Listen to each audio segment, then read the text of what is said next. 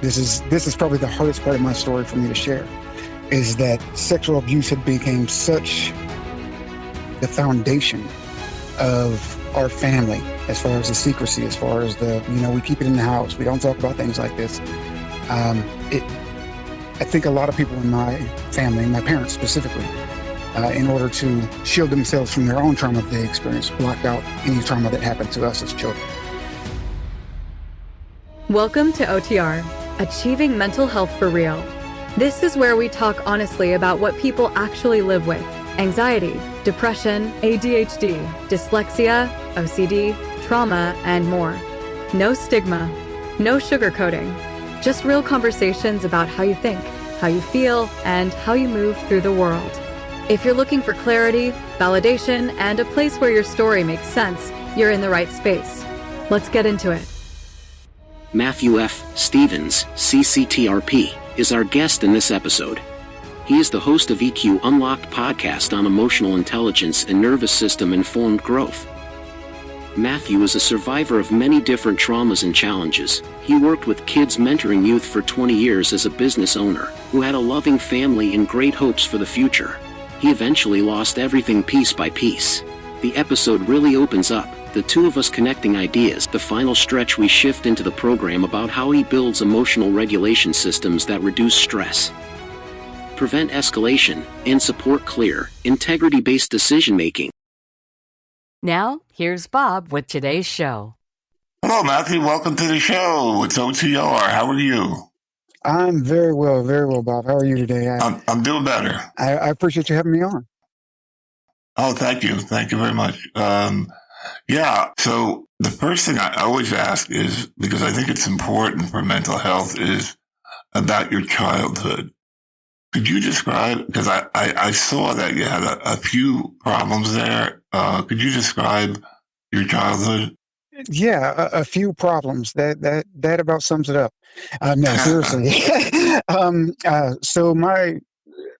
I survived sexual abuse starting at the age of 2, and that went on till probably about 6. It was a distant relative who came in town twice a year, and that's how that started. But in the midst of that, I'm sorry, you were 2, and he was what, 30 something? Yeah, he was in his 30s. Yeah, he was in his 30s. And do you want to go into that at all about what happened at 2? Do you remember it? Or yeah, I mean, we absolutely can. If you could just, weren't your parents around, or how did that work out? So, like I had mentioned, he was only around twice a year, and my parents were around. However, and this is probably the hardest part of my story for me to share, is that sexual abuse had become such the foundation of our family, as far as the secrecy, as far as we keep it in the house. We don't talk about things like this. I think a lot of people in my family, my parents specifically, in order to shield themselves from their own trauma that they experienced, blocked out any trauma that happened to us as children. They very much, as a matter of fact, when my abuser died, I confronted my parents immediately, because it's very important to remember that, or not remember, to know that I repressed these memories until the day he died. Mm-hmm. And literally the day he died, they came out like a raging ball of fire. And I went to have a conversation with my parents, and they happened to be at my grandmother's house, which is the woman who raised him. Mm-hmm. And I look at my parents, and I'll never forget. I walked in the living room of my grandmother's house, and my mother caught me before I even said a word, and she said, "No, Matt, please, not here." And it was at that moment that I realized how profound and how normalized abuse was within our family arrangement. Wow. And so my mother and I, we took a walk out a long road, and as we're walking, she's telling me that she didn't know, she would have, if she knew, she would have did something. And that statement I hear more than I've heard that more times than I ever care to acknowledge. When did you first tell her about it?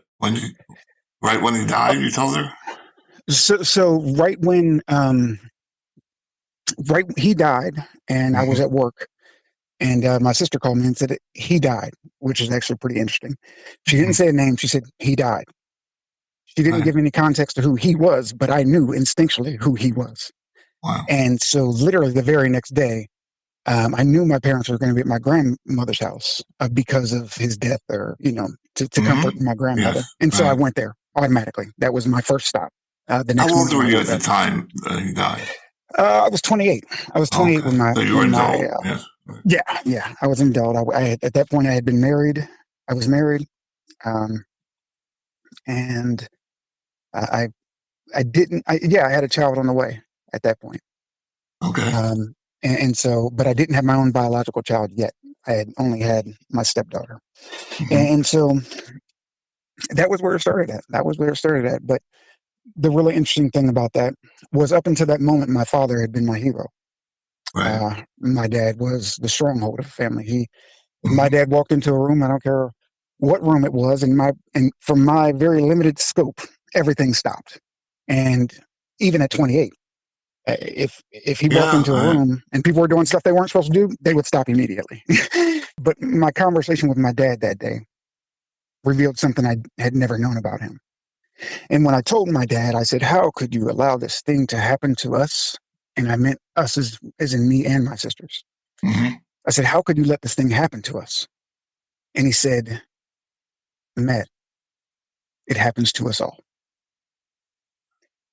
And Yeah. with those words, I knew for the first time ever that my father had been a survivor of sexual abuse himself. And until that moment, I was never aware. It's such a not interesting but horrible thing that it's handed down like that, and it's not unusual. This is what happens. It's recreated every generation, and I bet you. What was the guy's name that abused you? Craig. I bet you Craig also had a problem, more than Oh, likely. that was that thought that you just said. Yeah. That was what led to my forgiveness of him. Did your sisters get affected by this? I would imagine yes. Oh yes. My sisters are. Uh, some of them will talk about it. Some of them pretend like it never happened. Some of them are, they go about their lives. We all cope our own ways. You know what I mean? And Yeah, it's that's one of the things I had to learn too, is that not everybody handles it like I do. It's something that is really occurs across this whole country or maybe the world. I really think there's so many situations, molestations. I mean, I would guess that maybe 50% of the families have something in their line where that happened. But did you? I mean, you were 2 years old, and I was. You want to talk about what he did? I mean, I don't know what you So could do at 2 years, but I mean, yeah. I'm sorry. I just, No. yeah, It's quite it's shocking it's to quite me. mind blowing. It is. Right. And so the truth of the matter is my memories from two are very limited. Right. Mm-hmm. Very limited. Obviously, your brain represses memories to keep Yeah. you stable. Right. And although I was far from stable, that's what my brain did, just to Right. keep me alive, I think. And so, my memories of him around when I was two were very faint. I can remember, eh, being with him in a room full of people, and I don't have vivid details, but I remember feeling this feeling of this isn't right. Whether we be sitting on his lap or whatever the case might be, this isn't right. It But was, he would fondle you all the time. he would Yeah. fondle me, and there was oral, He did oral on you, or no, he made me do oral on him. oh my God. And that memory was about 3, 4 years old. Oh my God. Um, Where was this? In the bathroom, or how did you in the get? basement. In the basement. He took you to the basement for that. Right. You're right. There was a And movie. I don't know if you saw this movie. It's called Sleepers.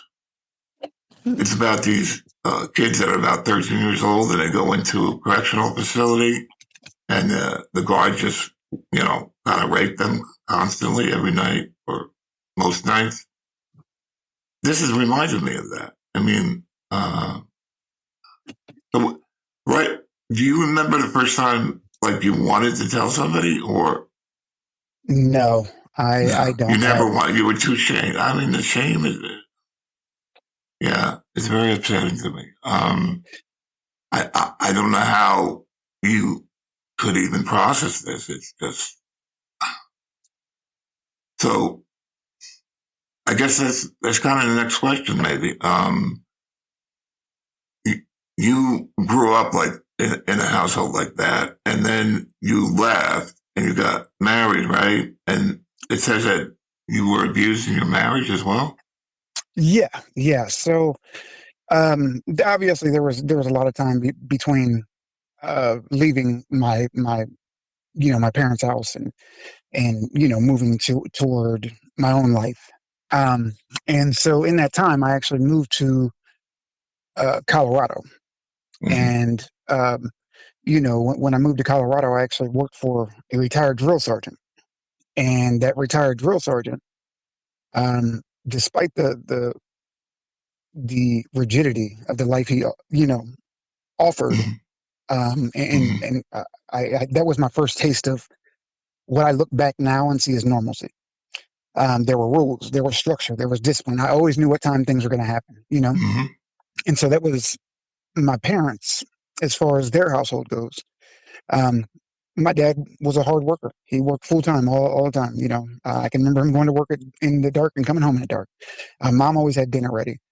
So Mm-hmm. those things were stable. However, Right. the challenge with that is that the mood was never stable. Because if my dad came home from work and had a bad day, well, Oh, everything went out the window. You know what I mean? was he He, a veteran of a war at all? my dad was, yes, yes, he Which was. one? World War II or Nam, I believe. Vietnam? Oh God, of Yeah, I course. believe so. Yeah. They never recover, do they? I mean, they do, but they have to get help. If you don't get Yeah. help, you never recover. And so I'm sure that had something to do with his issues in the house, in the family. Oh, I'm sure. And and what I learned as I was growing up, after I moved to Colorado and then then moved back to Ohio, I knew it was possible to have a stable, quote unquote, normal life. I didn't know how to achieve it, but I knew it was possible. And so yeah, I mean, I started digging into the different dynamics. And Mhm. so you asked me about my first marriage, and Yeah. that marriage was abusive. Um, so Was this we got married verbally or physically? verbally, physically. It Oh, was quite the conundrum. It was quite the defeat. well, yeah. Um, Once abused, always abused. I mean, that seems I, to be the line. and I think that, but she taught me a lot of things. She taught me a whole lot of things, and I don't ever want to take that away from her, Like, what because kind of things did you teach? so she taught me about what it meant, the difference between love and self-respect. Hmm. She taught me the difference between making excuses for somebody who treats you a certain way, Right. and justifying that because of labels tied to that person. Um, Right. you know, she taught me that um, I was worth more than just being somebody's punching bag. And it took me a But long she time to learn those abused you. lessons. This is the Oh, same person that abused you said that. no, no, no. She didn't say it. She didn't say it. These are the lessons I learned from her Oh, behaviors I and, see. and from from my takeaways from the Ah, situation. okay. I see. She taught you the hard way, basically. Yeah, she taught me the hard way. She taught me the hard way. Yeah. Hmm. And she taught me the difference between titles and that a title doesn't make somebody, how do I put this, a good or bad person. No, My ex-wife is a social worker, there's actually. no. In my opinion, there's very few bad or good people. They're I, all bad and good. I agree wholeheartedly. Yeah, Wholeheartedly. this whole binary thinking, I'm very much against, and that's what's killing our country right now. Everybody's a binary thinker: good, bad, nice, not nice. I mean, it's wrong. And it's a wrong philosophy that we've had for millions of years and or whatever we've been alive with humans, but it's wrong. And until we come to that conclusion that it's wrong and we change it, we're always going to have situations like the political atmosphere and things like that. But I'm sorry, I'm getting off on a tangent. I'm shocked at this, but I'm not shocked because I know how much of it goes on and it's so horrible. So go ahead. What did you do at that point to help yourself once you got divorced? I take it. I did get divorced, but ironically, it wasn't because of the violence that took place in our marriage.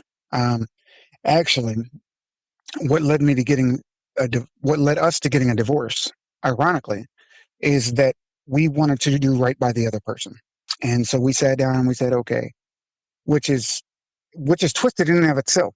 You know, only reason I say that is because we weren't thinking of our children. We weren't thinking of the impact our behaviors were having on our children. We were thinking, I want this other person to have a shot at being happy. And so I'm going to remove myself. And I only know this because the day we got divorced, we went down and sat and had lunch together. And that was the first time we had talked in a good while. Yeah. And in that Yeah. conversation, that was what took place. Yeah. And so, you know, but nevertheless, what I realized, and it took me forever to realize this as well, is that the divorce did not come with freedom. The divorce, believe it or not, actually came with more changes. The only way you get freedom is if you free yourself and you become authentic. Otherwise, you're always going to be tied down to some bullshit that goes on. Whatever it is, it doesn't matter. You'll make it up if you have to. I don't disagree with that at all. Yeah, I mean, there was abuse in your family, which carried down, which is absolutely normal. It's not normal what happened. It's just normal that it does happen. And there's such a problem in our culture, in this world, with this. I mean, this is a big issue. It's not like a small thing. So go ahead. You're going to tell me after you got divorced. When did you first start trying to recover? What age were you? So I went through a period of addiction, and that came. I don't want to put it on the fact that was. I'm sorry. To alcohol? No. Actually, my addiction was to pills like Xanax and Klonopin. Oh, yeah. And so after several suicide attempts, after my last suicide attempt, I said, well, man, I'm sorry. I'm not going to do this anymore. I'm done doing this now. I'm done with medication. I'm done with all of it. What did a suicide attempt? Was it always just overdose attempts? Is that it? Oh, no. To be quite, I don't want to disturb your listeners, but they were quite, I'll say, one. It's a raw show. Yeah. I had a gun. Okay. I had a gun to my head. And the only reason that I didn't pull the trigger that day is because when I was walking into my apartment earlier that morning, there was a little girl outside playing with her little brother. And I had given her $1 and I said, hey, have your parents go, take you to the store and buy you some candy. Mind you, this is early 2000s. $1 actually would have bought a candy bar, but that's neither here nor there. But I go inside my home and I write my note and I, put the gun to my head and I hear that little girl laughing outside. And I think to myself, if she sees me carried out in a bag, this man who just spoke to her, how traumatizing is that going to be for her? And her laughter saved my life. Yeah. Suicide's always about the people you leave behind. Because, I mean, if it's successful, well, that's it. But everybody is affected and you can't believe, you would think a guy or your parents hated you, whatever. But once you're gone, they're going to grieve. All of them are going to grieve, and it's going to, just destroy the family in a sense that every holiday is going to be tainted. It's just something that is not, what I say is not necessary, because you can recover, and it's hard to recover, but if you follow the rules and you really want to do it, you can do it. 100%. 100%. That's what I'm going with, because I know I'm doing it, and I'm having problems even, but you know, I'm learning more than I could possibly learn any other way by having these podcast episodes. Because I talk to doctors, I talk to people, I get a good understanding about what's really going on. So let me jump forward to a little bit down the road. I cut you off. And no, you're fine. I just want to explain how we got to where we're at. Yes. So in 2018, my ex-wife moved out of state, and she left our daughter behind with a babysitter. As a direct consequence of that, I ended up getting custody of our daughter. She just left her behind with the babysitter, and forever? Like, she left? Yeah, she moved out of state, and the hope was that the court hearing would proceed quicker, and that our child would stay with the babysitter in the proceeds of the court hearing.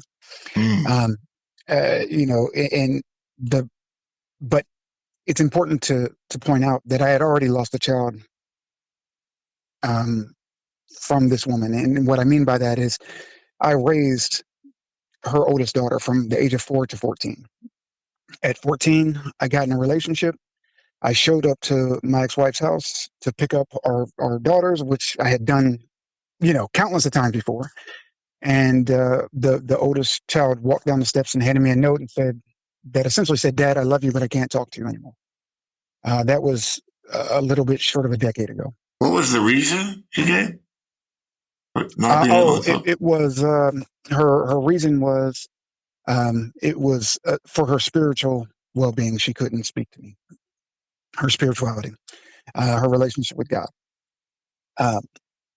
and so that left a wound in me that I didn't recover from. And so when I got custody of our biological daughter, that wound was that trauma was greater than all the other traumas I had experienced in my life. That was the driving force behind everything I did. You're preaching to the choir, because I had my daughter do almost the exact same thing. She ghosted me for 3 years. We're now almost talking, but not really. So what happened with your daughter? Did she come around, or she did not? No, I haven't spoke to her since then. I understand the pain of losing a daughter, because I didn't lose her, but I think it's the second worst thing to lose, having a person die, to have them abandon you, basically. And that's a terrible thing. And I'm sorry that happened. But so after this happened, when did you actually think to yourself, I gotta do something, I gotta recover, I gotta get better? So after that situation, and I got custody of my biological daughter, I owned a mentoring business at the time. I was helping kids in the community. And things are going very well, very, very well. And I met a young lady, and I instantly fell in love with her. And I say instantly fell in love with her because that's what it felt like to me. I knew she was a special person as soon as I started talking to her. I very quickly married that woman, and that was all there was to it. But eventually, mind you, we've been in court every 3 to 6 months for the last 3 years for our custody case. So it's not like it never stopped. Even after I got custody, I was drug into court for something miscellaneous infraction that I did, even if it had no merit. And I never got found guilty. I never got held in contempt. But the emotional and financial toll that it took on me was unbearable. And so eventually we got a new judge, and the judge was very, very convinced that my ex-wife had been done unjustly. And I'm not going to go into the whole court case because that's a story for another day. But long story short, she ended up sending my daughter to live with her mother, despite my daughter testifying 5 different times that I want to stay with my dad. Despite, it didn't matter. And my daughter was 14, 15 at this point. 14 at this point. Yeah. And so once I lost custody of my daughter, it was very difficult because that wound of losing that first child was open and raw, and it hit me in the face. Oh, But what I God. realized, and this is the kicker, is that the fear that I felt from losing that first child permeated all my relationships. I was living in a constant state of fear of losing the love that I had. Yeah. Yeah, that's not a good place to be. I'm very clinging. I used to be anyway. I used to cling to everyone. And it's the worst thing you can do because that's when you lose them. You hold them too tight. And so when I lost custody, I was hurt, and I looked at my life, and I looked at all the things that had taken place, and I looked at all the stories I had been told from the kids I had worked with, from the families I had worked with, from the family court systems I worked with. I looked at all of them, and I looked at myself most of all. And I said, what are the things that in my life that I can extract to help other people? And what's stopping me from making these changes that I so desperately want to make? And, that you asked me about my framework, and I realized that these things that happened in my life, this dysregulation that I felt, it penetrated every area of my life. It penetrated my work. It penetrated my heart, my mind, my relationships. Well, I mean, you lost 2 very close people, and they were children, and that's devastating. Never mind all the other things that happened to you. Yeah, right. So right. You were in a situation almost sounds unbearable. I had some bad depressions, but the worst that happened to me, I probably was my daughter ghosting me for 3 years. I mean, and I'm sorry that you went through that. I sincerely am. Yeah. It was real bad, and it's over in a sense. She's talking to me. She has one of my granddaughters. I have 9 grandchildren, and I don't see them. So there's the other problem. But so you said you were homeless at one point. When did that happen? Yeah. So when I got this, so in the meantime of this court ruling that we're waiting for, I had several lawyers, my lawyers, tell me that if I didn't divorce my wife, I would never have custody of my daughter again. Your daughter, because it's her daughter, and they always give it to the mother. So basically, that's what they do. I don't know why. And I had custody of her for 5 years. Oh, okay. All right. So this went on for 5 years. I mean, was it a 5-year thing where she was trying to get your daughter? Yes. For 5 years? Yes. Okay. We were, like I said, we were in court every 3 to 6 months, trying to find anything I could do wrong. And the lawyers are taking all your money. Yeah, they're taking all the money. It wasn't my last lawyer. And I truly, truly value and respect this man with everything I have. His name is John. And I truly, truly immensely respected him for many reasons. Mm-hmm. But in the day of our trial, we went to lunch, and he looked at me and he said, Matthew, I've been doing this a long time. He was like, and I'm looking at the judge, and I'm seeing that we've already lost. Mm-hmm. He was like, I'm not saying, he was like, I don't want you to give up hope, and I don't want you to just blow it. He was like, but I'm just telling you what I'm seeing. He was like, but don't worry about it. He was like, we'll file an appeal, we'll do what we got to do. And I said, okay, that's, and I hadn't testified at this point yet. Did she ever bring up the fact that those things happened to you early in your life and that you were at risk? No, she did not. Did not at all, actually. Okay. Not at this point, not at trial. Mm-hmm. That just wouldn't have been a good move. You know what I mean? Yeah. And now those things were used against me plenty of times from her husband. You know what I mean? Like plenty of times about my life and the Yeah. things that had taken place in my life. Hmm. But again, those things, they strengthened me because I knew that if I could survive that at 2, there was nothing that could happen in my life that I couldn't survive. It may not be Yeah. comfortable, it may be painful, but those things were the catalyst to me knowing that whatever came my way, I could handle it. You know, Yeah. and not only could I handle it, but I could grow from it. And Right. Hmm. you know, So and at so this point, were you consider yourself recovering from everything, your addiction and yeah, oh yeah. all But your other so issues? my, my recovery really became not even recovery anymore. It became a normal way of life once I got custody of my daughter because I knew I had to be someone different in order to be the best father I could be Well, for you her. finally got custody of the daughter, So I or had just custody this another entire daughter? time. From the Oh, moment she moved oh, to Maryland, or all a right. But different. they took her away then. Yeah, Oh, exactly, yeah, exactly. Took her away to several years another after I had state. custody.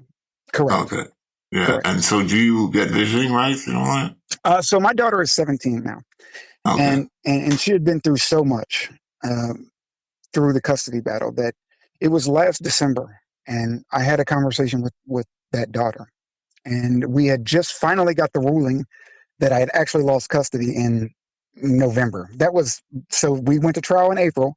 We didn't get a ruling until November. Mm, In the ruling, nothing really changed. It was 50. It was not. It was like shared parenting type of situation. right. Hmm. It was just that the mother was the that's where our daughter would live, and so Right. um, I seen how much my daughter had been through. I seen.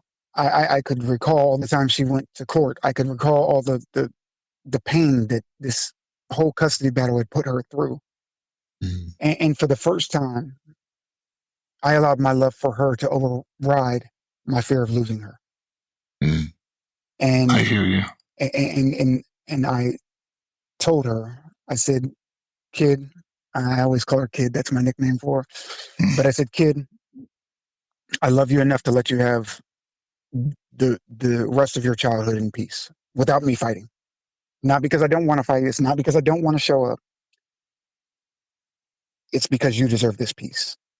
And I knew that in order for her to feel regulated to some degree, uh, that the best option was for me to step out of the picture as far as not being there in the direct vicinity. You know what I mean? Yeah, Because as but long as I was there in you the direct did vicinity. visit her and talk to her. Is that Oh, I correct? talk to her every day. Yeah. I talk to her every day. Oh, I that's talk very to her nice. literally. She's 17 years old, and she calls me at 5 p.m. East Coast time, or excuse me, 7 p.m. East Coast time, literally every day. Hmm. It does Mm, not matter what's happening. that's terrific. Yeah. Yeah, it is. It is, and I'm Yeah. very thankful for her, and very thankful Yeah. for her. Her, Her love. Yeah. yeah, I am her love. Thank you. Yeah. That's what it is. Yeah. And, and, I and hear you. I have 3 kids that I adore, and you have, they don't know what I am. You know, they're like, "What are you? Why are you like this? Why do you drop papers on the floor?" It's all about why I'm such a horrible thing, and you know, it hurts a lot, and I can feel for you. I mean, in every action that you're just describing here, it's it's one of them is enough for one person. Never mind all the things that you went through. So yeah. So what was it that helped turn this around for you? so what it was is that I realized it was December of 2024, and mind you, I'm not living with my wife because I had just got the court ruling that said, essentially you lost custody of your daughter, and so by this Hmm. point, I had took on a self discovery journey, and by this point, I just need to grow for myself and for the people I love, and I So you were realized. totally single and by yourself at that point. Yes.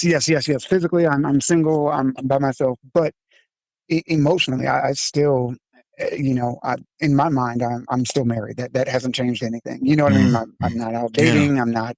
I'm not even looking for anything. Right. And so in my mind, what what transpired is my wife told me, she said, because of my own volatility, I'll say, Mm-hmm. you know, going through what we went through, it's very hard to remain regulated. It's very hard to remain regulated. Yeah. But she said, Mm-hmm. Matthew, and this was the turning point for me. She said, Matthew, I feel safer in your arms than anywhere else in the world.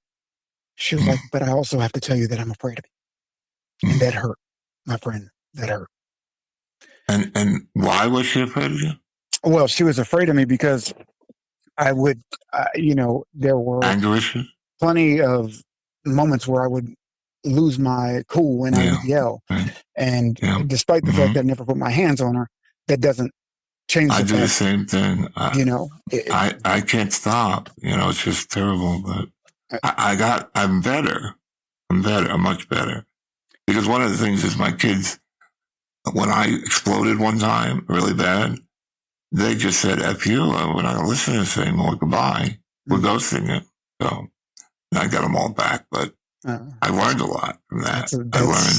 I've learned that I have to put some controls over me, and it's hard. It's difficult because my father was like that, and I'm like that. And when I get frustrated and a lot of anxiety, I explode, and I have to stop. And I am stopping, but it's going to take a while. Well, when she told me that, I started questioning myself, just like you must have, to understand. You know what I mean? And I started questioning myself, and I said, okay, if I love this woman, which there was no question in my mind whether or not I loved her. If I love my children, which there was no question in my mind that I love them, why would I behave? Why would I allow my anger to get the best of me? And the craziest part to me was that my anger was never at them. My anger was at the loss of it was driven by fear. It was driven by the fear of the unknown. It was driven by the fear of, okay, I'm going to lose these people that I love so much. It was driven by, I don't know what's wrong with me, and I don't know how to change it. Despite the fact that I had worked with people for 20 years, and I've had kids throw desks at me. I've had clipboards thrown at me. I've had, Now, all this these things job happen. that when you worked with the kids, what kind of, was that a paid job that you did? Oh yeah. So even when I had a mentoring business, it was paid. I worked with different county entities, and they would hire me to teach parenting classes. We are so good at telling other people how to change their life. I do it with the podcast. Oh, do this, do that. I tell people this is A, this is B, this is C. Put it together for yourself. I haven't done it yet. I declare that I'm still not even halfway there. Maybe I have happy moments. I have lots of happy moments, but it's not enough. Everything I put out here is something that you could use to recover, but I have to admit that I have not fully recovered to my liking. Well, and you just said what was key.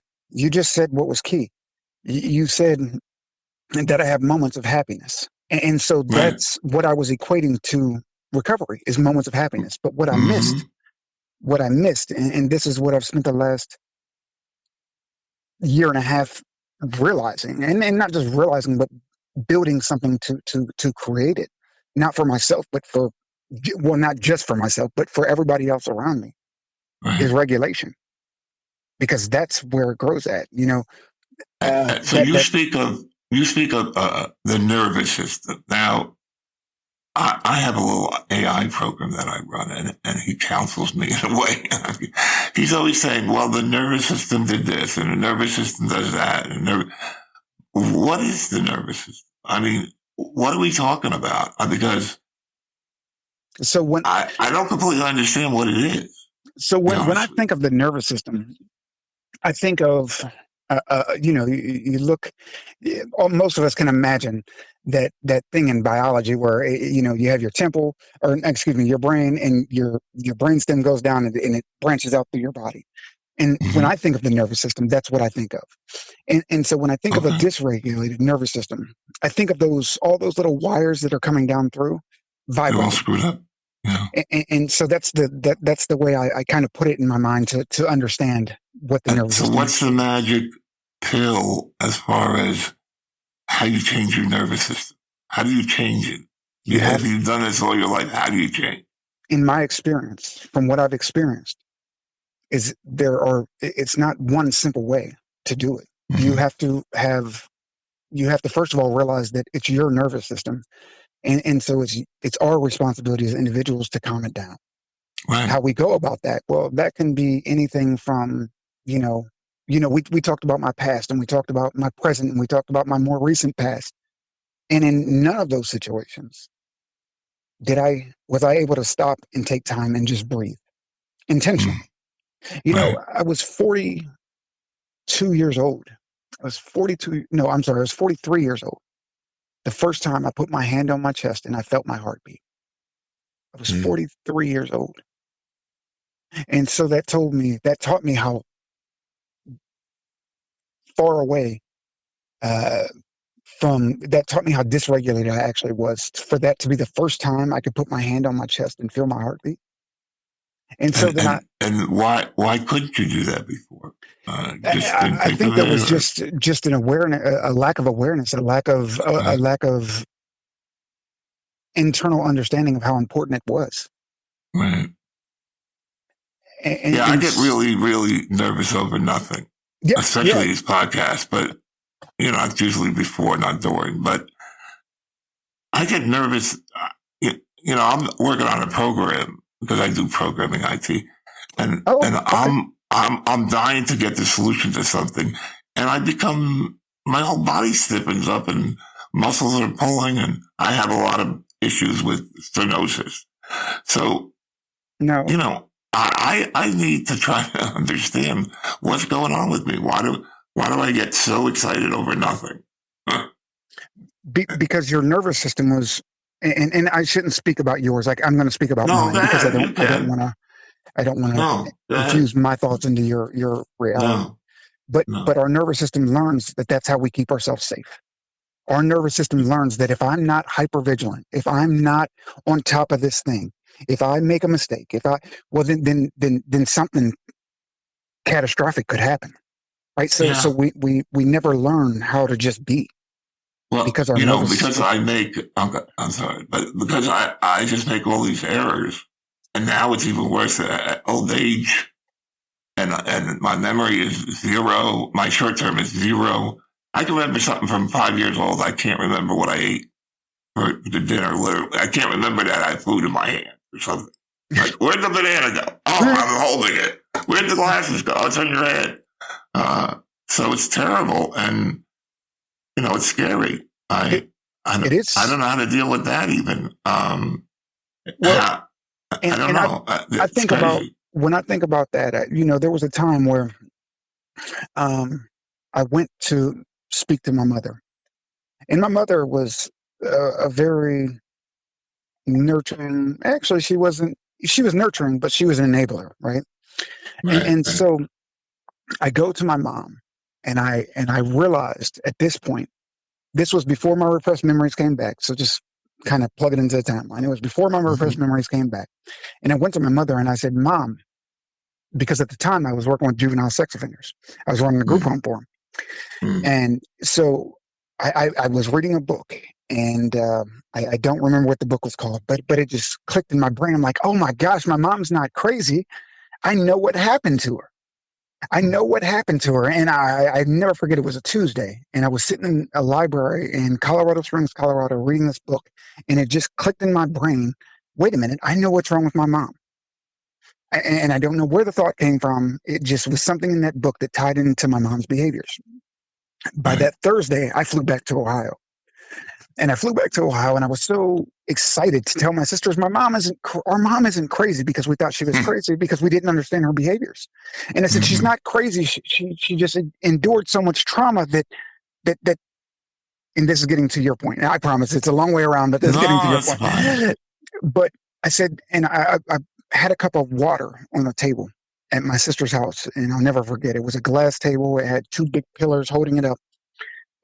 And I sat there with 3 out of my 4 sisters, and I filled this cup of water up. and I filled it to the brim.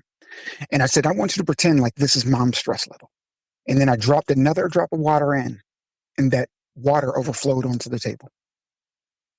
Mm-hmm. And I said, this is what happens to mom when any little thing gets added to it. Mm. Her stress level, it seems like nothing to us, but she's operating off of a full cup.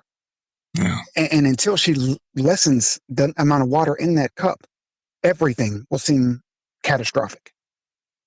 Yeah, I hear you, but my issue is, how do you go about changing it? How do you just? I mean, I'm a person that needs like a video explaining exactly how to do it.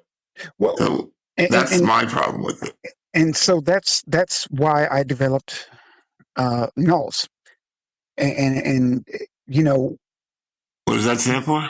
Neuro Advanced Learning Systems. Okay. Because, you know, we like to think that we think of all these things and we're so intelligent, and we're magnificent creatures. There's no doubt about that. Mm-hmm. However, the vast majority of what happens in our life happens subconsciously. It's not things you choose. It's the things that you don't choose that are driving your behaviors. It's the things that you don't choose. You know, and our subconscious is so magnificent and so profound and so it inspires me to even talk about it because because it's really just that amazing. Right? Yeah, the downside is that we don't consciously choose that, right? And so for me, and what I look at is that I have to subconsciously choose to be regulated. I have to subconsciously take actions to keep myself regulated. And so, you know, when something I do frequently is that when I see things happening or I feel things happening in my life, I will consciously and intentionally step away. I'll take some deep breaths and I'll repeat a mantra that goes to rewiring these new thoughts and new beliefs, right? So, for example, I will have feelings of the loss, the feelings of the loss of my daughter, because even though I still talk to her every day, there's still a great deal of loss that comes behind losing custody of her. And so even today, I had bought my daughter a pair of shoes because I sent her a picture of a pair of shoes I bought, and she was like, "Oh, Dad, I like those." And I said, "Hey, I'll buy you some." I bought those shoes. No wonder she calls you every day. I bought those shoes 2 months ago, but it was just today that I realized that my nervous system and my fear, the fear of what's already happened, was preventing me from sending her those shoes. Why? Because if I send her those shoes, well, then the reality of the fact that I lost her, I have to accept. Oh, okay. And so just today, I talked to my daughter. My daughter's very intelligent. She's very emotionally intelligent. She's stellar. And I'm not saying that because she's my daughter. I'm saying that because it's true. She makes me question my own realities. I'm like, wow, yeah, that was profound. I didn't even think about that. But you know, so I told her, I said, you know, so kid, when I send these shoes, just know that this is not me just sending you a pair of shoes.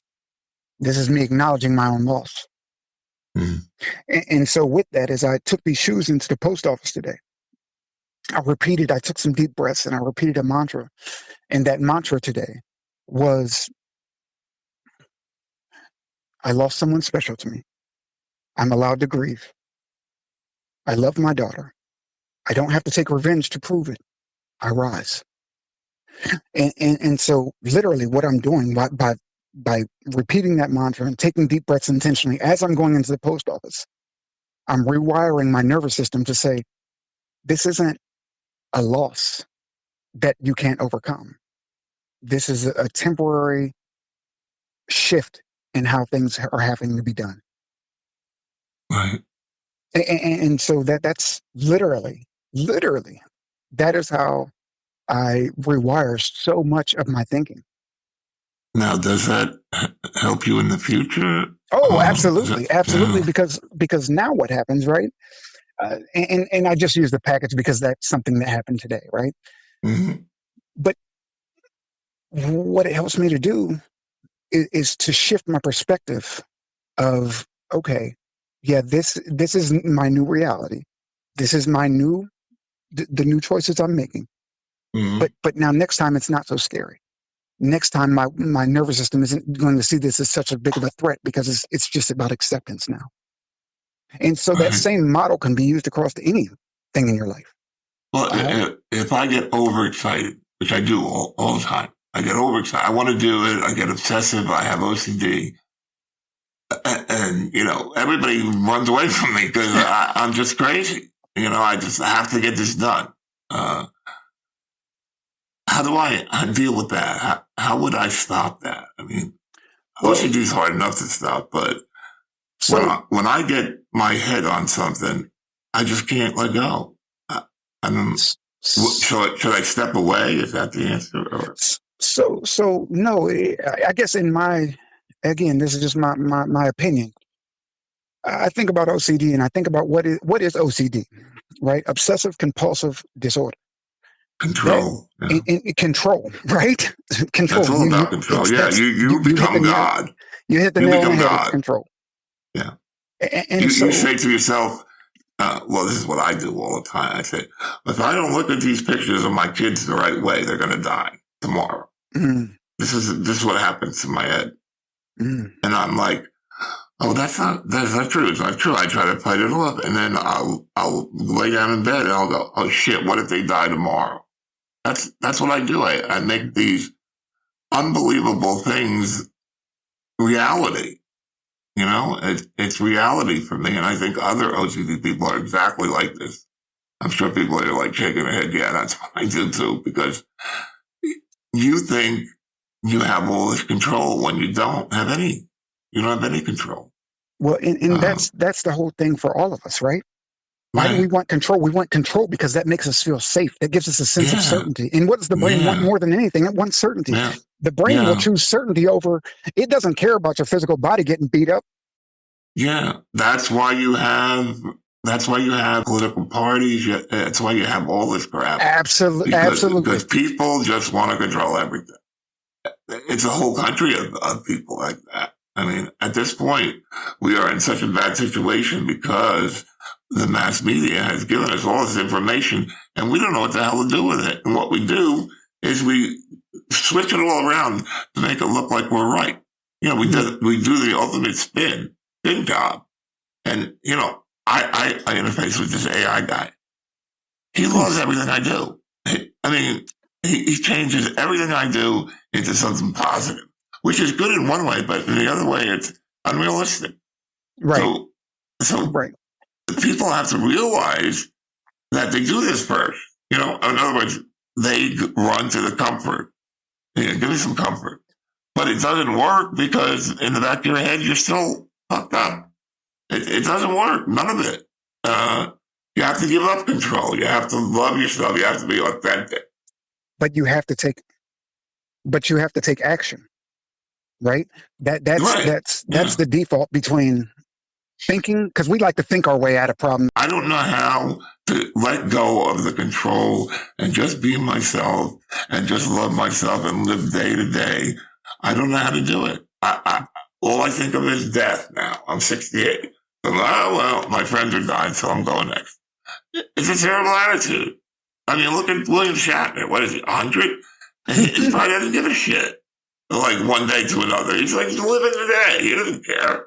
Right. I mean, he probably cares a little bit, but not like me. I just obsess over it. It's like, oh, I'm going to die. I'm going to die. I don't Have you like to asked die. yourself how much that fear is taken away from you? Oh, it takes my whole day away. It takes my whole life away. Used to So, be my daughter. I was so obsessed about getting back and all that. And then now it's this death thing. It's like I lost a friend a couple months ago. And I go, here we go. I'm just going to go to a bunch of funerals and die. And that's it. That's all I can see. I don't know why. That's what I see. So it's horrible. Yeah. Yeah. I mean, I just don't know how to live day to day without controlling everything. Well, in that control, because somewhere in your psyche, and in our psyche, not just yours, our psyche, we believe that if we can control it, then we can protect ourselves from it. Mhm. And Yeah. so that regulation around, okay, wait a minute, hold on. Am I going to die? Sure, I am. That is a reality. One day I will die. But what happens when I accept that? When I accept the fact that one day I'm going to die, well, now that it doesn't have that fear doesn't grip me anymore because I've acknowledged it. I'm not fighting it. Mhm. I just accepted it, and Right, yeah, I mean, that's the and right that's attitude. and Uh, that's because I accepted the fact. Believe it or not, I never thought I would make it to the age I am now. mm, And it says I'm going to be dead by the time I'm 28. I did. I did. I did not. I did not. I just thought Yeah. that was so abnormal. You know what I mean? But it's good to hear that No, somebody else. I don't think it's abnormal at all. I mean, there's so many teenage suicides. People are cutting their legs up, and it's awful. And we don't want to do anything. Nobody wants to do anything. They just want to run to their comfort zone and pretend that it's not there. You know, put their head in the sand Right. and pretend that there's no problem, nothing. I got no problem. I'm not. There's nothing wrong with me. And that's what you get for not what 80% of the people. Yeah. They won't admit they have any kind of a demon inside. If you mention demon, they'll say, "What are you, the devil?" And no one has a total solution. But what we're talking about now, control. When you can give up control, and when you can become authentic. Because I'm a weirdo, and I just say I am. I'm an outcast. I'm not a person that gets along with a lot of people. I can get along with people, but they have to learn that I don't mean what I do. I don't mean to interrupt. I don't mean to yell at people. I don't mean to be a jerk. I don't mean to be depressing. But it's hard to actually do what everybody said. I mean, we have all these podcasts, do this, do that, do this. It's all crap because you have to be the person that does it. You don't listen to a show and do it. You do it. And that's Right. what I'm trying to preach here. Shut this radio off or whatever you got listening on and do it. Do something. Action. That's it. That is it. Do something. Action. Don't listen to this broadcast until you do something because I'm not going to tell you how to solve it. I don't know. Nobody knows. But what I do know is that when you listen to something like this, you're like, well, okay, I'll try that tomorrow. And you never do it. So if you don't do it, don't even listen to it, is what I'm saying. I don't care who listens to this, but I'm just saying that if you can't do something, then shut this off. Shut it off and go do something else because you either have to sit there and admit that you have problems and that you make mistakes and that you're not perfect. All those things have to be admitted. And then you have to live your life the way you want it, not the way your mother wants it or your sister wants it or your brother wants it or your kids want it or your grandkids want it. You got to live your life the way you want to do it or else guess what? You're never going to be happy. You're never going to be fulfilled. You could take 1,000 Facebook pages and then put all this great stuff out there, and you're still miserable. Right. Inside. It's I inside. agree. I agree. And that you know, I don't have a big presence on social media anymore. I'm on LinkedIn and I do my podcast, but that's it. Okay. And the reason for that is because I found myself being in that exact same spot that you're just talking about, which is not doing it, talking about it, but not doing it. But I found out something really interesting that, you know, when you talk about your plans and you tell people your ideas and, you know, they're excited about them for you, it releases like a dopamine hit in your brain. Oh yeah. You have to do it yourself. Period. You have to do it. You are right. a person Action. and you're a beautiful person, but if you're going to shit up your life, that's what's going to happen. You have to stop and say, I don't care what everybody says. I can be who I want to be and I can get the job I want to have, but I have to admit to myself that I'm an imperfect human being who makes a lot of mistakes, covers them all up, and put something on Facebook to cover it up. This is what you got to admit to yourself. You got to stop saying, "I'm fine." How are you doing? Fine. Nobody's fine. Nobody is fine. Agreed. This is a world that's really hard to live in sometimes. And no one is fine. But what I'm saying is, you can be happy in it if you learn these basic things. I mean, you gotta admit that you have feelings. You gotta express your feelings. You have to be authentic. Otherwise, okay, you live and you have this and that and cars and whatever money. But it all ends at the end anyway. So each day should be lived as you. You are a beautiful person in the world. Everyone. Agreed. Everyone. There's not one person in the world that's not beautiful. But they have to realize it. And they have to go and say, I love myself. I'm going to be myself. And I'm not going to listen to anyone else about it. If my brothers want to be jerk-offs to me, I'm not going to even talk to them. You got to protect that energy. Protect yourself. 100%. It's just that people have to realize that nobody's going to do it for you. Right. Not this lady on there telling you, blah, blah, blah, blah, blah, blah. It's not going to happen.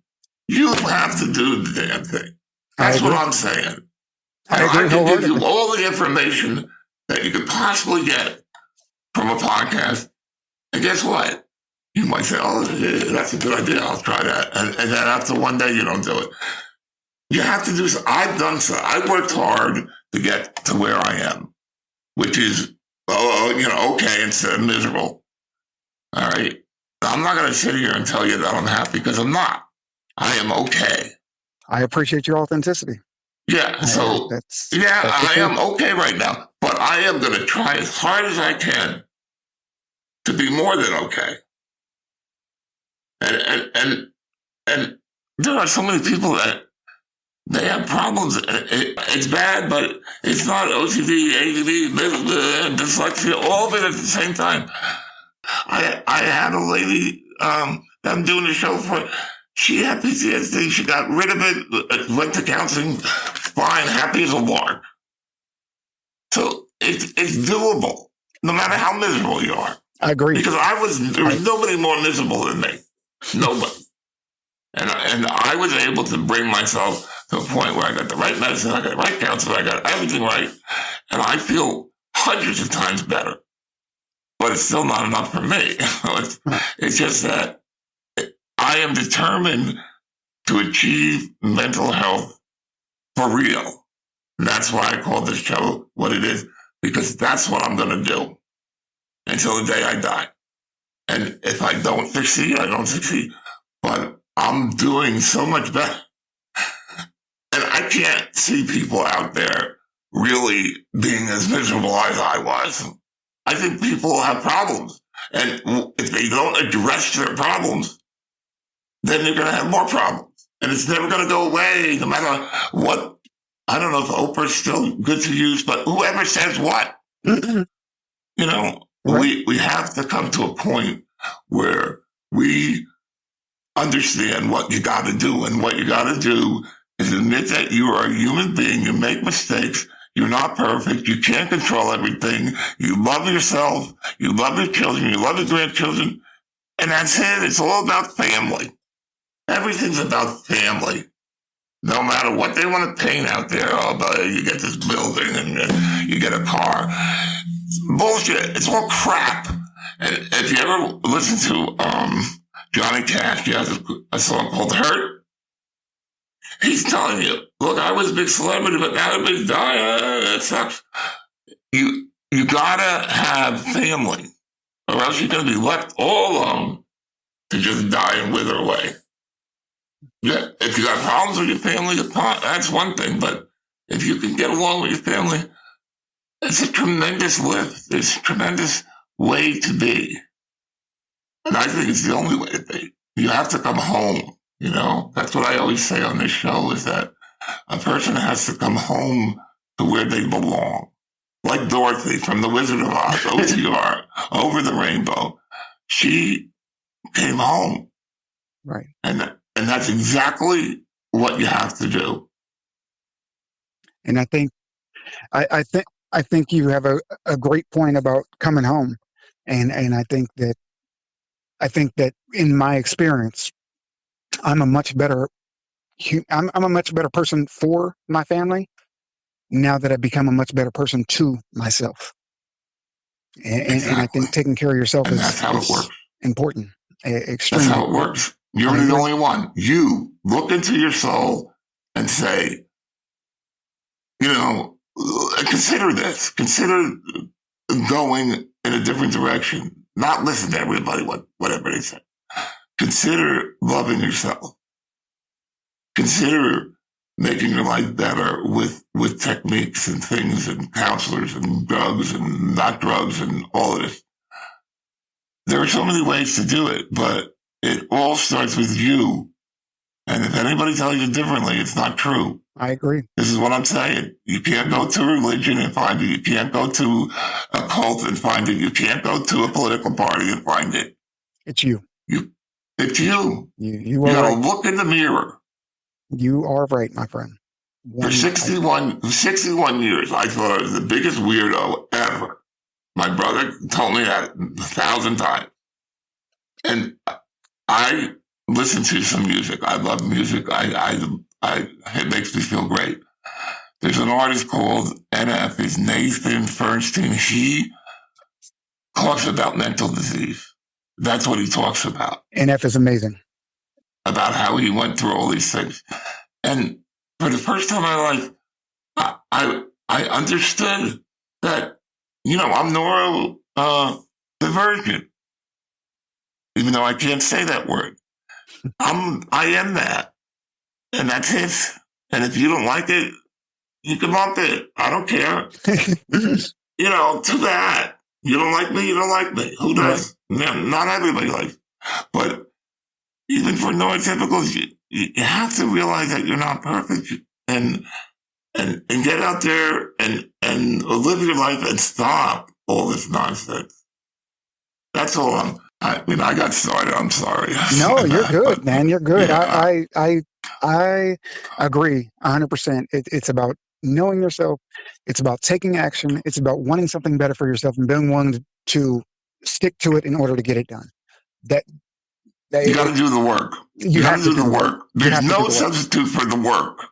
Do things yourself, but you also have to discuss other people that have the same exact problem. Talk to them and realize that you're all the same. I wanted to say it. A relative of mine has bad OCD, and they're so ashamed that they can't even talk about it. It's like, well, do you want me to talk about it with her? I asked, and they go, no, she doesn't want anybody to know. And how much is that shame? And that how much does that shame like really disable somebody? God, I think that's we are old people and we're flawed and we have problems and we aren't perfect and your father doesn't matter. You don't have to please your father and your mother. I shouldn't say just the father, but you have to please yourself. Forget about trying to prove that you're something because you're not. You're a person. You're not a big deal. You're a big deal, but you're not a big deal. Right. At the same time. And this is, I talked to a guy. He's the only celebrity we had on the show besides you. I talked to this guy and he was like, well, the thing that made me happy as a child was pleasing my father.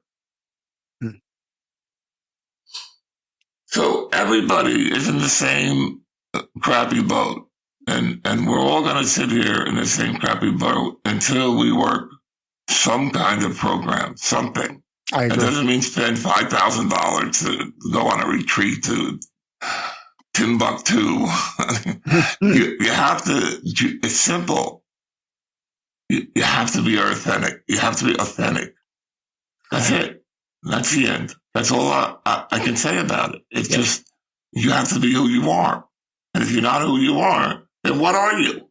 And I think that in this time period we live in, you mentioned AI earlier, and I think it's really important to, like talk about in this time of AI, authenticity will reign supreme. Because when there's people who can get out It there and will. not be perfect, and they're not afraid to not be perfect. I have friends who have they start companies based on AI and things like that. And AI is a wonderful tool. But when they started saying, these friends of mine, when they said, well, we're going to use AI videos instead of a real person, I said, don't you think that disconnects from the people you're trying to serve? Don't you think that puts a barrier up? And he said, oh no, AI is just the way it's going to be done. And I'm like, yeah, I I understand the don't value believe of it, that. but I there's an believe that they will authenticity help lacking. us. You know, It'd be like, having a cell phone, whatever. It will help, and it will change everything. AI is going to change everything. oh, I agree. But I agree. But what you got to realize is that it's not taking your job; it's making life better. Right. You don't have to slave away at some redundant job for 8 hours because they will do it, and you can do something more creative and more in tune with your own self. And that requires authenticity to know what you want to do. But the systems have to be changed. We Oh yeah. cannot Oh, have absolutely. this grammar school crap. And when you learn math and you learn English. In my opinion, you let the kids go play and then socialize. That's it. And you teach them at home and you just say, here's the things you need to know in life. Not any of this crap that you're... What does grammar school teach you about life? I had no idea what was going on in my life. I was brought into a facility one time to work with these set of kids, and there were 6 kids, and these kids were probably the worst on the campus. Actually, not probably. They were the most dysregulated. I'm going to say. I don't like to use the word worst. They're the most dysregulated kids on campus.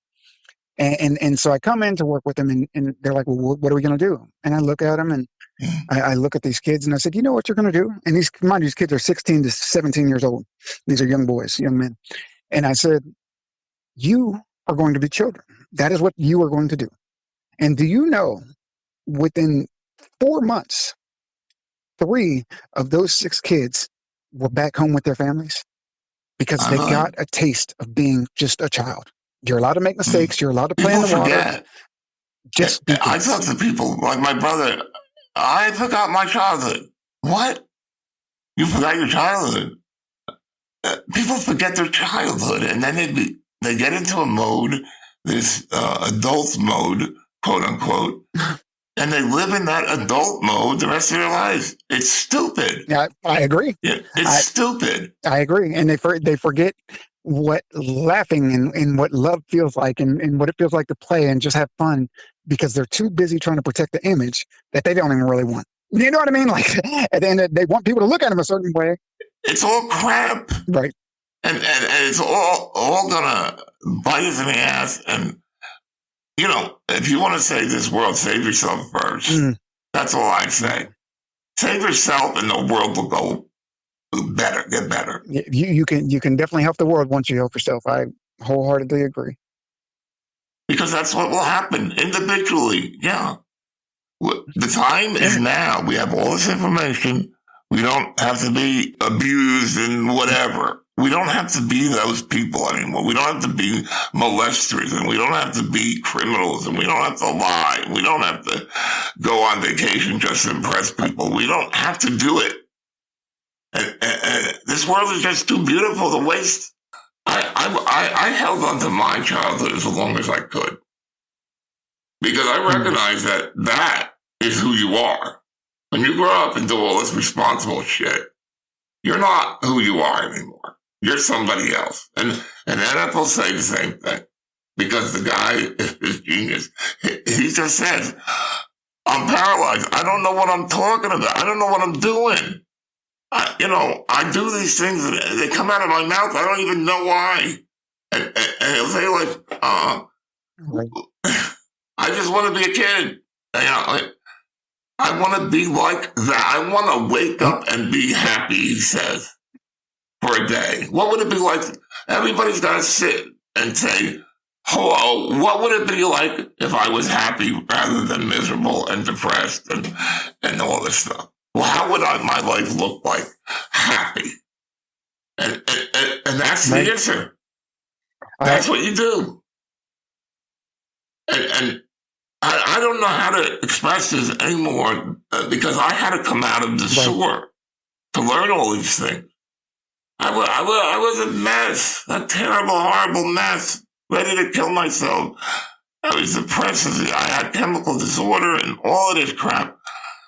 But now I'm good. I mean, I have these days that are bad. Like a couple of days ago, it's terrible. But the next day I snap back. You know, it's just like one day at a time. And one day doesn't mean something will happen the next day. I understand how people can think badly about themselves. But guess what? There's medicine that can help you. Medicine does help.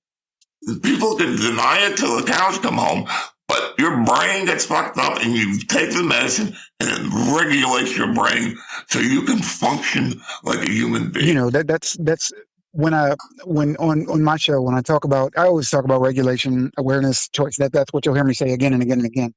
Right. But the beautiful part about it is that authenticity that you spoke of, when we can be honest with ourselves and we can say honestly where we're at, where we came from, and where we want to be headed, we create this freeness in ourselves to grow. You know what I mean? And that's the value of conversations like this. And my goal is to just simply grow from where I was yesterday to who I'm trying to be tomorrow. I was in a room when I first came up with NOS. I was in a room and these were very affluent people. Okay. And I was like, oh man, now I'm finally in this room that I want to be in. And I looked around and I realized, like, no, these people, and there's nothing wrong with making money. I don't want to put a bad light on that, but no, this is my heart's mission. This is not about money for me. Does that make sense? It makes a hell of a lot of sense. And that's over the rainbow. Okay. I mean, Dorothy wanted to go somewhere. She wanted to be over the rainbow. And what did she do when she got there? She went home. She had to go home. She wanted home. She doesn't want this crap. Right. People rise to these levels and they get there and they say, all right, I have all the money in the world. Okay. I still feel like crap. Right. Exactly. And says that all the time. He's rich. And that's man. This guy is a millionaire and he's miserable. Right. Exactly. I mean, Robin Williams is a perfect example of that. If you ever seen him, Yeah, I said that was a shame, but yeah, it was an absolute shame. And but with every tragedy comes a lesson if we're willing to learn it. That's true. That is true. I mean, I'm not saying that you should suffer to gain knowledge, but what I am saying is that you should gain knowledge and you should understand the world that you live in and the inside world that you live in. Agreed. There's two worlds, outside and inside. Which one are you living in? Well, when you were a child, you lived in the inside and the outside, and there's no problem. Well, depending on, if you were allowed to be a child or not. Of course. Some people aren't allowed to be a child. Like in your case, that's not being a child. It's terrible.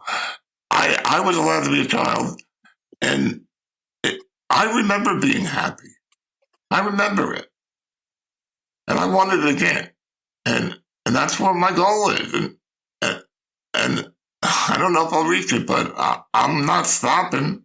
There you Nobody's going to stop me. Then they can throw me off the air. I mean, they can not publish my podcast or whatever. But I don't care. I'll do what I have to do for myself. Right. If nobody wants to listen, then I'll just do what I have to do. Right. Absolutely. I so much want to tell people and just tell them that this is the way to go. And I know it because I came from hell. I mean, well, you're doing it. You're you're taking the action that we were talking about earlier. You're taking the action to get to where you want to be. And that action, no matter how small it may seem in the moment, those actions, day by day compounded, equal a completely different life in a very realistic time frame. Exactly. It does, and that's that's what it's all about. Is that, and you have to beware of too much information, too much thinking, too overanalyzing things. just be a kid. Be a kid. Try it out for a day. Just be a kid. It's so important to get out of yourself. Stop thinking about yourself so much. Think about other people. And guess what? You'll be happier. Agreed. Stop thinking about yourself. Like all day long, you're like, oh, am I going to be depressed today? And I have to take medicine. It's horrible. I don't know what to do. Man, it's really bad. What's going to happen an hour from now?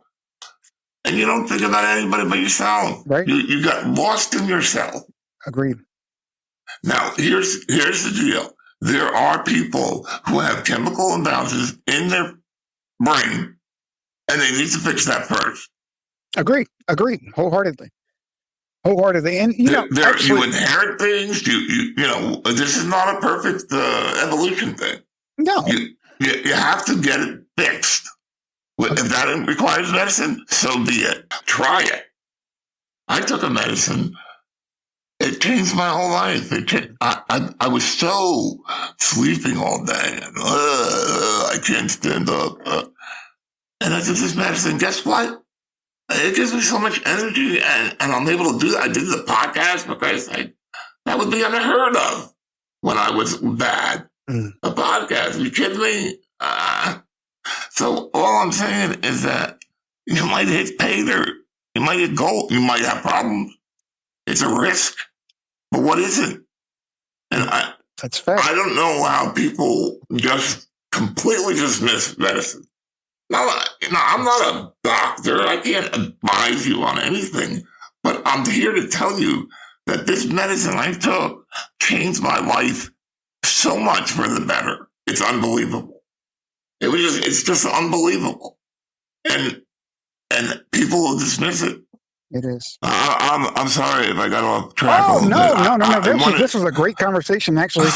If it's okay with you, I'd like to email you and stay in contact with you, if that's okay. Yeah, sure. I wanted to give you some time to talk about the stuff that you do to help people and things. Could you do that? People got on me. Very close friends, very good friends got on me about my wife, Marie. And they said, why in the world? Because obviously there's a lot of challenges there, right? So I'm not trying to overlook that. But they said, why in the world does this woman mean so much to you? And they said, why does she mean so much to you? And I said, and I say, and I feel, she saw in me what I couldn't see in myself. And once I saw what she saw in me, I wanted to become that because I knew it was possible. And that love that she showed me, it didn't overflow to every other area of my life. Love it. Love is a powerful thing. It's very powerful. Yeah. So another thing my wife told me was I need a husband, not a therapist. And I couldn't separate those two things. That was when I worked with kids. And so I said, I have to step away. I have to step away from day-to-day operations with kids because, well, I need to do it for my own mental health as well. And I didn't realize that at the time. And so then I developed NULS, right? And so NULS stands for Neural Advanced Learning Systems, like I said. And so I am certified in NLP, and I'm certified as a trauma practitioner, complex trauma practitioner, and resilience practitioner, excuse me. And so what that means is I understand trauma, and I understand, like, how do I put it? How the subconscious brain works on a certain level. And so when I realized that the trauma I was, and the behaviors that were resulting from the trauma that I experienced were things that were ingrained in me and wired in my brain and how I operated day to day, I was like, how can I change this? And I wanted to find a way to do it to where I didn't have to do anything, where it didn't require any action. Just be honest. That was my goal. I was like, if I just rewire my brain, and that would be easier. And what I learned is that yes, you can absolutely change how you look at things, and you can change your actions, but it requires action. And so essentially I create systems to help people to regulate their nervous system. I create systems to help people to then, after they regulate their nervous system, well, where do you want to go from here? after you feel more regulated, day to day, after I'm not blowing up because somebody cut me off in traffic, after I'm able to look at my life and say, you know what, I'm not exactly happy with this thing and where things are at right now, but I'm going to get to where I want to be.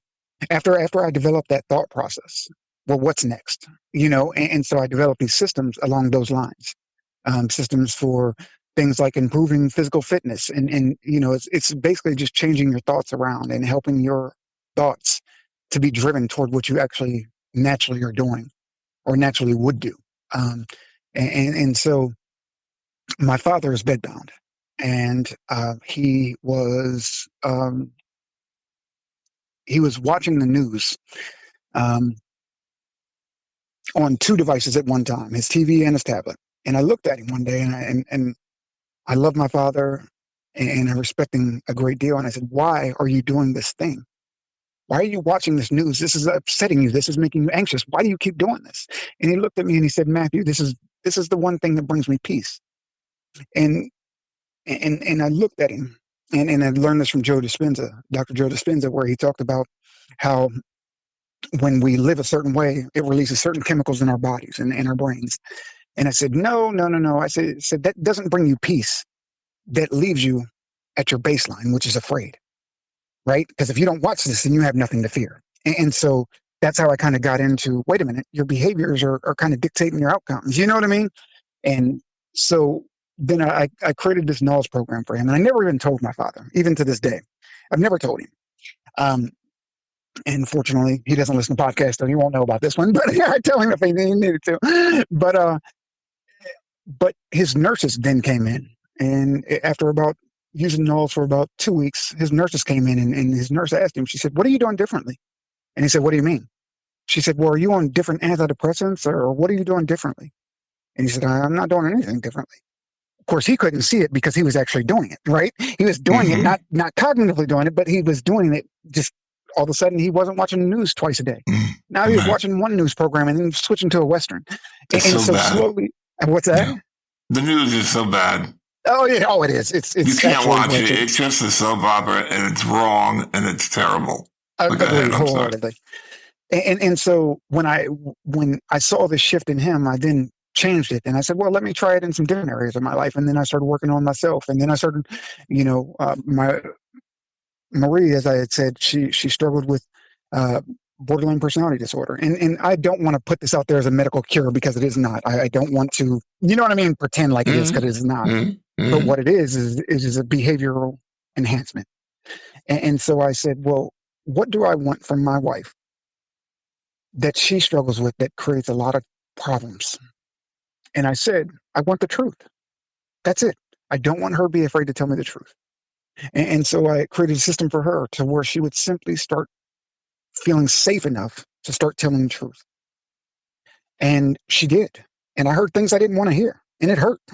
And just being honest, I did. But she was doing exactly what she needed to do for her to become, you know what I mean, more safe and more productive in her life. And so there was example after example after example. And so that's where NULS came from, the neural advanced learning systems. That's how it was developed. But then I stepped a little bit further, and I was like, well, if this works for one person, might this work for two people or three people? And so then I developed ORS, which is Operational Regulation Systems.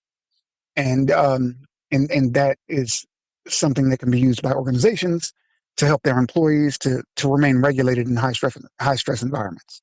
And so those are the things I've created. And if someone wants to get a hold of you or look at your website, could you give us that information? Yeah, absolutely. It's MatthewFStevens.com. Matthew F as in Frank Stevens. And do you take like people on the phone? Like if I called you and say, Matthew, please help me. So it's, there's a contact form out there. You fill it out. There's all type of assessments, so you can see, what your baseline is, what regulation looks like for you, right? Because we need to know that. If we don't know where we're starting at, how do we know where we're going? And so now you say we. Do you have other employees in this? No. When I say we, I mean we as in people in general. Right. So I you take the assessment. We look at it. send it back to you. Send you back some tools and techniques, and again, that's free of charge. There's nothing for that. And then if somebody wants to get involved in NAWS, there's a phase 0, which is literally the foundation of it. And after that foundation is established, then you can pick and choose which area of life you want to improve from there. That sounds like a good deal to me. I mean, I don't know, but it's something that somebody can do and try, which doesn't cost you $500. No. Yeah, I don't have any commercials, but if people have good ideas, I say, what do you got to lose? You know? Right, absolutely. And you know, just like I check said, it out. I've been fortunate to see the results in so many people's lives, and probably more than anybody in my own. Wow. I've really grown, and I can finally say that I'm a man that I'm proud of the man that I am.